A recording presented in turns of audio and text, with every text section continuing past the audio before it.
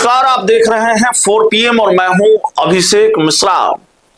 बिहार के मुख्यमंत्री सम्राट चौधरी क्या उपेंद्र कुशवाहा के खिलाफ फौज तैयार कर रहे हैं?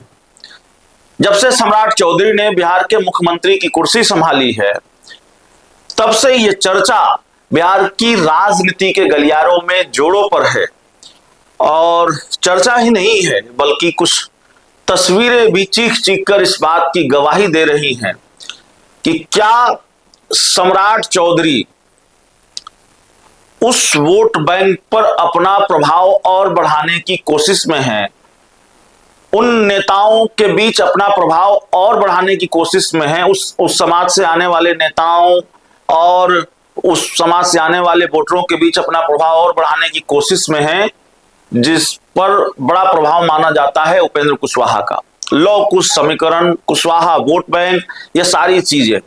और ये चर्चा इसलिए है क्योंकि ये तस्वीरें बहुत देखी जा रही है, बहुत आम तस्वीरें हैं कि जो कुशवाहा नेता हैं, राजनीति के गलियारों में चर्चा है, पत्रकारों के बीच भी है और आमतौर पर भी ये चर्चा है कि जो मुख्यमंत्री आवास का दरवाजा है, लोक सेवक आवास का दरवाजा है, वो कम से कम कुशवाहा नेताओं के लिए तो खुला हुआ है।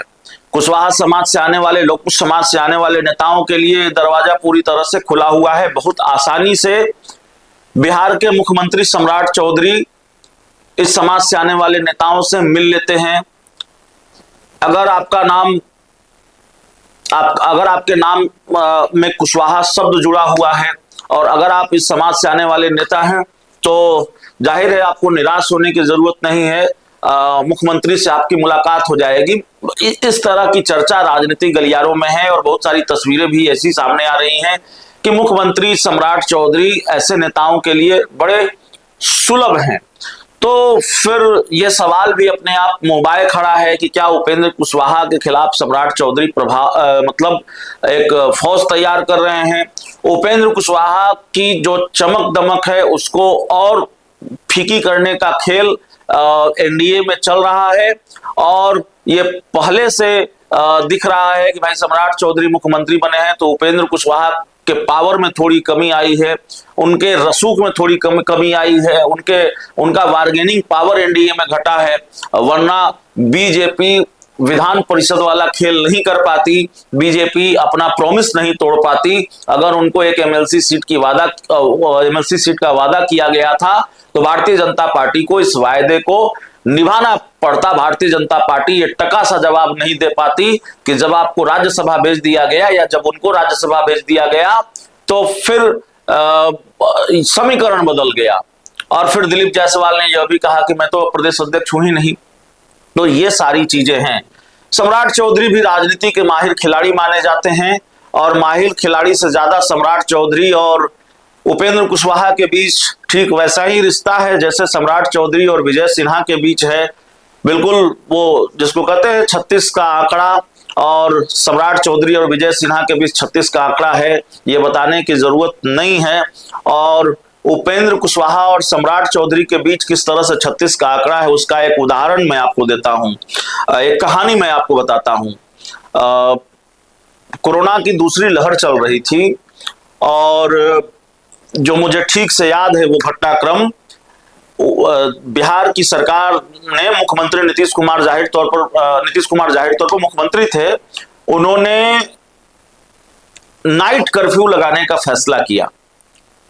संजय जायसवाल तब भारतीय जनता पार्टी के प्रदेश अध्यक्ष थे।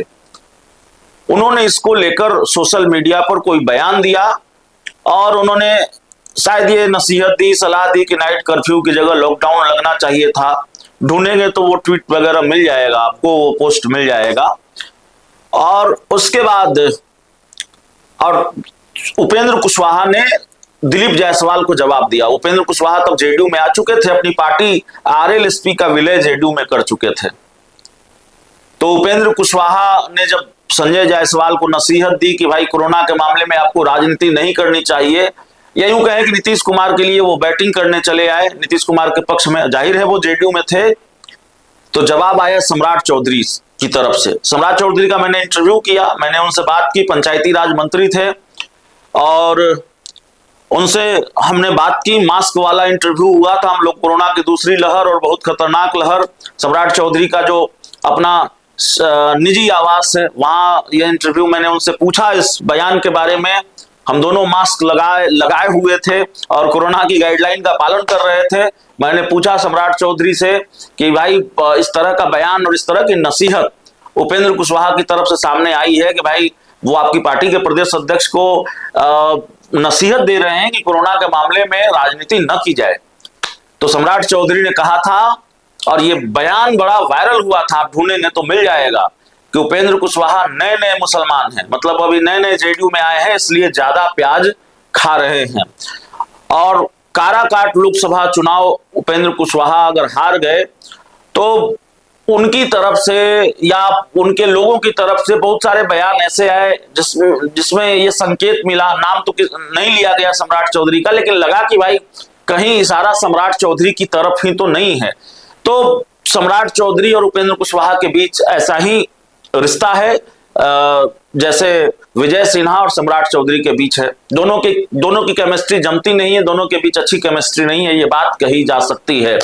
तो सम्राट चौधरी बड़े खेल में लगे हैं और ऑपरेशन आरएलएम कह ले, ऑपरेशन उपेंद्र कुशवाहा कह ले, ये एनडीए में जारी है और इसकी देखरेख पूरी तरह से, इसकी कमान सीएम सम्राट चौधरी के हाथों में है। आपको मालूम है बिहार की राजनीति में ये चर्चा बहुत जोरों से फैली है कि भाई बीजेपी चाहती है कि उपेंद्र कुशवाहा अपनी पार्टी का विलय कर ले, और भारतीय जनता पार्टी ये पहली बार नहीं चाहती है। भारतीय जनता पार्टी की आधिकारिक लाइन ये है, बीजेपी के राष्ट्रीय अध्यक्ष रहे जेपी नड्डा ये कह चुके हैं कि जो क्षेत्रीय पार्टियां हैं उनको समाप्त होना होगा। तो क्षेत्रीय पार्टियों को बीजेपी समाप्त कर रही है।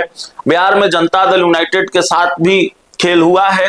मुख्यमंत्री नीतीश कुमार ने अगर सीएम की कुर्सी छोड़ी है तो ये इसको बहुत सामान्य तरीके से नहीं लिया जा सकता। इसको तो जेडीयू के नेता भी नहीं लेते, कहीं ना कहीं कोई खेल तो है। और दूसरी तरफ अब नीतीश कुमार के बाद क्या उपेंद्र कुशवाहा की बारी है, और इसको लेकर सम्राट चौधरी की क्या बड़ी तैयारी है, ये बड़ा सवाल है। वैसे बहुत सारी तस्वीरें आपको मिल जाएंगी, कभी धीरज सिंह कुशवाहा मिल रहे हैं, कभी कोई और कुशवाहा नेता सम्राट चौधरी से मिल रहे हैं, और लगातार ये मुलाकातें, कभी संतोष कुशवाहा जेडीयू के नेता मिल रहे हैं, कभी राजीव रंजन पटेल मिल रहे हैं। तो राजनीति में इतने संयोग होते नहीं है, और जब संयोग बहुत ज्यादा होने लगे तो समझिए मामला खेल वाला है, सियासत खेल की दिशा में बढ़ रही है। बहुत बहुत धन्यवाद।